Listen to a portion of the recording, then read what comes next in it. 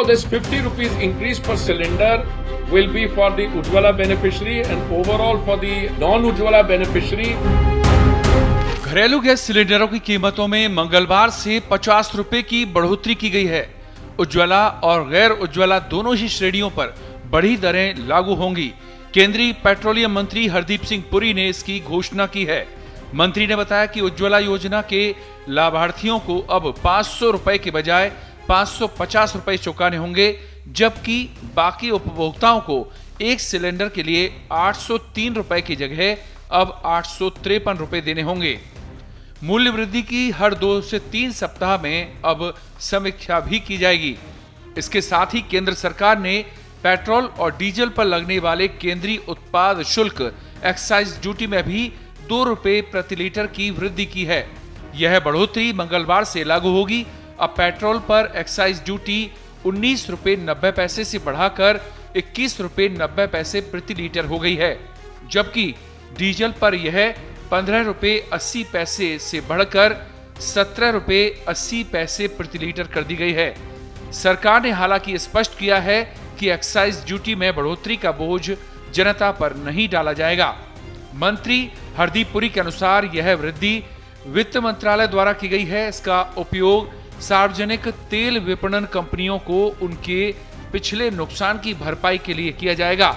So this 50 rupees increase per cylinder will be for the Ujjwala beneficiary and overall for the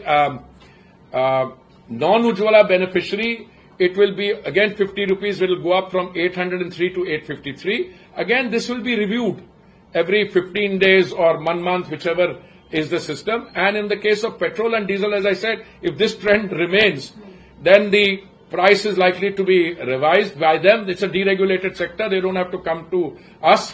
What we have decided, therefore, is that the average price, not the average, the price per cylinder of LPG will increase by 50 rupees. In other words, from 500 it will go up to 550 and the other one will go up from 803 to 853.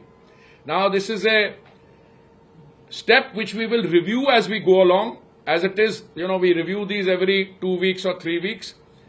And therefore, the excise duty that you have seen increase is not to go on to the consumer on petrol and diesel.